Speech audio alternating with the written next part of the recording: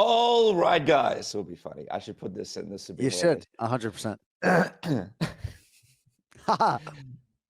All right, guys. Look at me. My voice is pretty messed up, but I'm excited to be joined by one of my favorites in the game, one of the nicest guys in the game. He's done so much for the community, one of the voices of the sport that's iconic, that stays with special moments, and also one of my favorite apps in the game right now where you can see behind the scenes. You can really get close to him. You can download it right now and experience the action as we go into UFC 316, the one and only Jon Anik.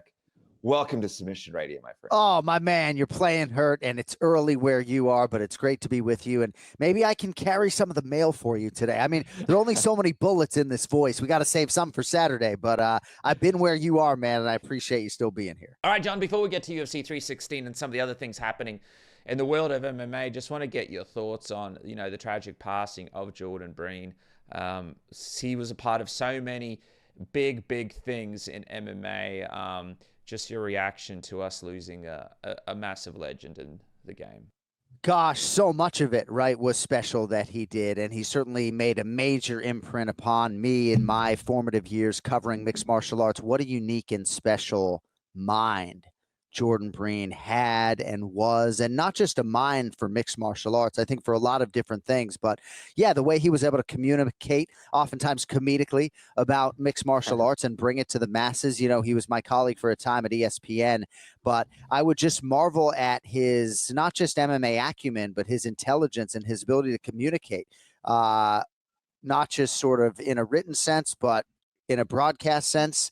And I thought he was funny. We stuck him on the Anik and Florian podcast, and I thought, man, this guy's a master orator. He can write circles around me. Maybe I should find something else to do. But passion is certainly a word that you appropriately used. And what a huge loss for mixed martial arts. I didn't have much contact with him recently. I found myself bemoaning the fact that was the case, but an absolute legend. And you can be sure, I don't know if the UFC has anything planned. I haven't dive too deep into things just yet, but you could be sure there will be at the very least a verbal mention from me when it comes to Jordan Breen this weekend. And when I'm writing my pay-per-view open, I got to have Jordan Breen front of mind, thinking, man, I wish this guy could write it for me, because he's much better than AI, of that I can assure you. And I've never used AI for a single piece of written copy in my entire UFC career. So there you go. Of course. I was going to say, that's really nice, man. I can't wait to hear that. I think a lot of fans are going to really enjoy hearing potentially something on the broadcast about him. Something that fans haven't really sort of been able to connect with as much, Jon, is just some of the stuff that's been happening lately, with fights not happening in the UFC.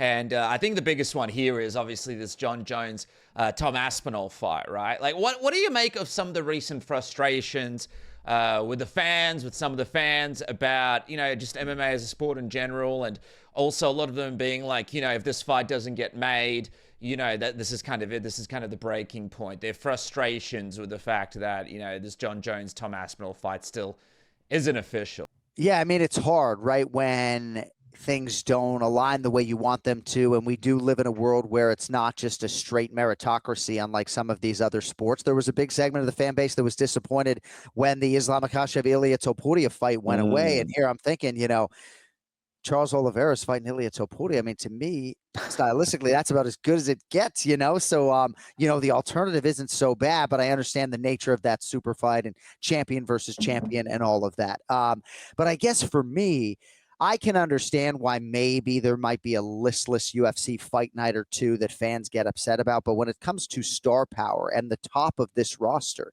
even with a retiring Dustin Poirier, the cupboard is the opposite of bare. So I'm confident Tom Aspinall, Jon Jones will happen. But Khamzat Chimaev and Dricus du Plessis are getting locked in a fucking octagon in Chicago in August. Like, on and on and on I could go, whether I work for the UFC or not. So I'm really not worried. And I'm excited for all the big fights that are on the horizon. And I do believe that it's going to be Jones v. Aspinall in December.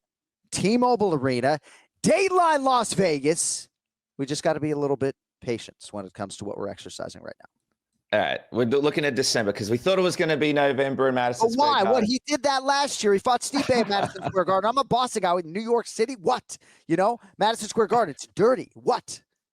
No, we don't like Madison Square Garden. I'm a Boston guy. Boston Garden. Jon Jones fought New York, right? I don't know if the taxes play into this, but why do we have to do that again? Fight in Las Vegas, fight capital of the world. Well, you know what? Another big fight with big stakes on the line is the fight between Merab and Sean O'Malley this weekend, UFC 316 main event. And people are saying that if Sean O'Malley gets dominated once again and beaten by Merab, what is there left for him in the division, right? I mean, what do you think? Do you think if Sean O'Malley goes out here and loses in the same way that he lost in the first fight to Merab, it may be time for him to move up to 145? I don't think so. I don't think it's time to push the reset button. I think his comments this week are great indicators when he talks about longevity and trying to compete until he's 37, 38 years of age.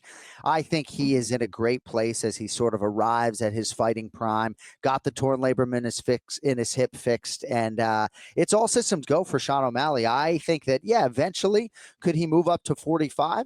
Absolutely. I mean, Max Holloway once told me he wanted to fight at 85 before his UFC career was over, right? So I wouldn't be surprised if we see Holloway compete at 70 at some point in time. So perhaps that's an eventuality, but there's a lot of business to be attended to at 135 pounds for Sean O'Malley. And, while I would stop short of saying he is live this weekend as an underdog, I think he's got a great chance to win the fight. And even though Merab Dvalishvili was dominant at times in that first fight, Sean O'Malley had his moments. Very easily could have won 2 of those 5 rounds. And I do expect a closer fight than we saw last September, even if Dvalishvili will make the requisite adjustments as well. Obviously, you can't make any predictions because you're working the broadcast, but if you think about this rematch, do you think it looks similar to this first fight that Merab and Sean had? Or because, Sean is healthier here and so is Merab, do you think it looks a little bit different? Yeah, I think it'll be similar, but maybe with just more bodily urgency on both sides. I think Sean O'Malley's going to be super urgent in terms of trying to get back up. But you've even heard him talk this week and at media day. If Merab Dvalishvili can't touch him and can't get close, then Sean O'Malley feels pretty convicted in the fact that he's going to win the fight. So I do think that distance management, attacking the body are all going to be key for Sean O'Malley, but I think that he is in outstanding shape, and you absolutely have to be in wrestling shape, grappling shape, confident in that hip. And he's had a lot of time removed from the surgery, and I'm excited to see what Sean O'Malley can do with the rematch. I'm excited to see what Dvalishvili can do in terms of his own improvements. But until proven otherwise, my man, even some of Merab Dvalishvili's teammates are suggestive that he's not like a regular human being. So until somebody dethrones him, the machine is in charge of all the other human beings at 135, at least for now. Some good lineups there as well in terms of contenders for him. Obviously, you mentioned Patchy Mix before. What do you think should happen next for Merab in terms of who he defends his belt against? So I've had conversations with Cory Sandhagen about the fact that, if his name was like DeBrickishaw Ferguson Contreras or something instead of Cory Sandhagen, that he might get the championship opportunity. Must it be nice to have the name Patchy Mix? No, he's got more than that. He's 20-1. He submits everybody. He's got a little bit of an edge to him. At least we've seen that this week, even though he's one of the more humble human beings that I've ever come across in the fight game. So Patchy Mix has got a lot of things going for him. The record shows Cory Sandhagen is 1-1 over his last 2, but in my mind, he's the most deserving. Petr Yan, of course, is right there, but all indicators are he's going to accept a fight with Marcus McGee. This happens, right? You have to be willing to sustain, not just when you're sort of one of the bottom feeders, for lack of a better way to put it, on this roster, making 12-12 or whatever it is, but when you are an elite contender like Belal Muhammad, like Merab Dvalishvili, and Cory Sandhagen, sometimes you just have to bide your time. And the timing for Cory, it couldn't be worse that Patchy Mix got signed by the UFC. And so, yes, Cory Sandhagen, who I believe beat Mario Bautista in Bautista's UFC debut on short notice. Sandhagen going to be a big Mario Bautista fan, I would think, come Saturday night. It's definitely interesting as well. Like Cory Sandhagen, for example, an interesting, dangerous matchup for Merab. From your perspective, John, obviously, there's Patchy Mix and all the knowledge that he has of Merab. Who do you think is kind of the trickier challenger fight for him? Cory Sandhagen or Patchy Mix here if he can get it done at UFC 316? Great question. I think maybe Merab on the betting front might be a bigger betting favorite against Cory Sandhagen than he would be against Patchy Mix because of that aforementioned familiarity and because of the stylistic matchup. But I think both of them are absolutely fascinating, as to what not just Cory Sandhagen could do a second time against Merab Dvalishvili, but even like a guy like Petr Yan, what would he do with the accrued experience now against Dvalishvili? Because you could be sure sure he's chomping at the bit to get back in there. But the Sandhagen matchup is fresh, and the mixed Wallace Willie storyline is already embedded. So I would think those fights would make a ton of sense. And that says nothing of Umar Nurmagomedov, who, fought Merab tooth and nail and, deserves to be at least included in the conversation. So it's a good and a bad time, I guess. If you're a fan of the UFC's bantamweight division, it's a good time. If you're a contender on the cusp of a title shot, there's a lot of competition. It's interesting as well because Merab's just like, I don't want to fight Alex Volkanovski. I don't want to move up. Like, it's kind of refreshing to see someone not talk about moving up into the next division, staying as the champion in their division, right? Like, it's like, okay, we're going to have this guy around for a while. Well, and, right? a lot of people are calling for Alexandre Pantoja to move up and fight Merab. And even though that's a true super fight for me, Pantoja's not big enough. He'd have to move up with finality, and that takes time. And, he wants to try to chase Demetrius Johnson as the greatest flyweight of all time. And, he continues to close the distance. So we'll see. Hey, just going back to Alex Volkanovski for just a second, John, what do you make of the fact that, we were building towards potentially this rematch with Yair? It looked like that's where UFC was going to go. The card is now no longer a pay-per-view, and it looks like Aaron Pico is fighting Mosar next. Obviously fans, of course, as well. Not the biggest fans of Yair Volk too. It's tricky right now. After Yair Rodriguez beat Patricio Pitbull, he turned to Hunter Campbell and said, "You guys guaranteed me a title fight if I beat this guy at his UFC debut." So we have to at least inject that into this conversation a little bit. That's why, there are things that happen and necessitate maybe certain matchups, being made. But Alexander Volkanovski stopped short of rolling out the red carpet for Movsar Evloev, who is 9-0 in the UFC. And I think the only thing Volk maybe could have done more would have been like, I'm fighting Movsar Evloev. Everyone thinks he's the boogeyman in the division. He's 9-0 in the UFC. Come into my office. I'll hand you the one, right? He didn't do that, but he basically shouted him out at every turn, tried to get him the fight, and nothing's been announced. So, I don't know. Maybe Movsar Evloev is going to fight Aaron Pico. That would be news to me. We'll see what happens. But I'm not sure what Movsar Evloev needs to do. Some would suggest he needs to put somebody away. I don't know. I think Volk really did him a solid, and we'll see if it does the trick. Yeah, I think a lot of people are like, hey, Yair and Diego Lopez, what a fight. Perfect fight. Please. You know what I mean? Why fumble that? Great timing.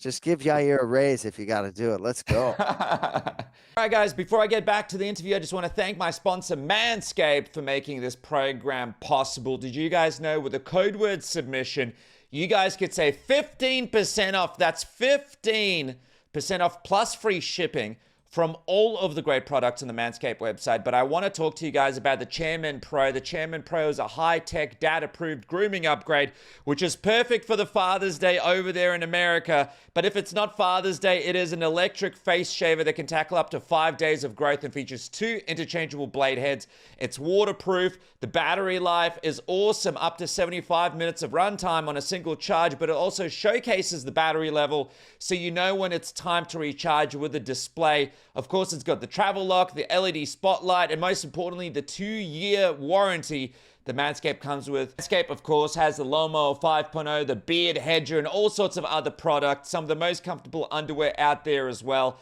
So go to manscaped.com, use the code word submission, get 15% off and free shipping today. And guys, I also want to talk to you about our friends at SAILY. That's right, SAILY, the best eSIM on the market today. What is an eSIM? Let's say you're traveling, you need to make phone calls, you need to download data, you need to be able to use your phone. Don't line up in a stupid queue and replace your SIM card, lose your current SIM card, and sign up to some plan that lasts for months. Use SAILY today. You just have to download the app. You just choose the location where you're at. You choose the amount of data that you want, and you are sorted, my friend, to use your phone wherever you go, whatever country you go to. It's easy to use. Like I said, all you need to do is just download the app. You avoid roaming costs, never ran out of data because you're able to update it and increase it wherever you go. It's one eSIM for all of your trips, so you don't have to change SIMs everywhere you go. And it's got global and regional plans as well. Get up to 100 gigabytes of data or as little as 1 gigabyte of data for a week or half a year. SAILY is your place to go for everybody out there who's looking for an eSIM. So download the SAILY app now and use the code submission or go to saily.com/submission. The link is in the description below, and you guys get an exclusive 15% off your first purchase. That's 15% off your first purchase. Try SAILY today. And now back to the program. It's an interesting one too, John, because a lot of people are kind of not big on Juliana Pena and maybe her skill set going into this fight, but you can't deny the fact that she's as game as she comes, and she kind of brings this crazy tornado into the fight, mixed with her experience and wins over some big names. Do you feel like Juliana Pena's kind of overlooked going into this Kayla Harrison fight? Yeah, there are a lot of variables. Juliana Pena is that refuse to be denied type fighter and type athlete. And as trite as it sounds, you know, when the going gets tough, the tough get going. But that is her in a nutshell, right? Whether it's off of her back trying to maybe cut up Kayla early if she gets taken down, or just trying to force some crazy striking exchange. You know, Kayla loves to strike, right? I do think there are ways for Juliana Pena to realize success and make this an interesting fight and try to extend Kayla Harrison.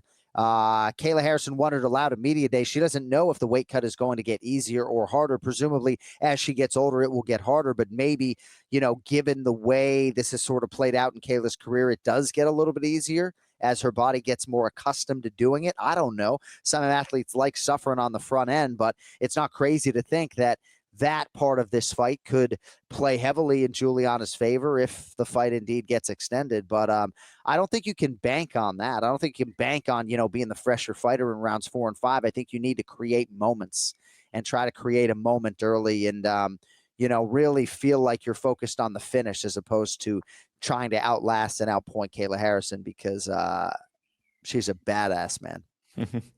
Obviously, we'll see what happens on the night, but how big would a Kayla Harrison Amanda Nunes fight be, right? Oh, it'd be huge. We could get some of that untold story potentially in terms of maybe some of the falling out between Amanda Nunes and American Top Team, and what exactly was the fabric of the relationship between Amanda and Kayla.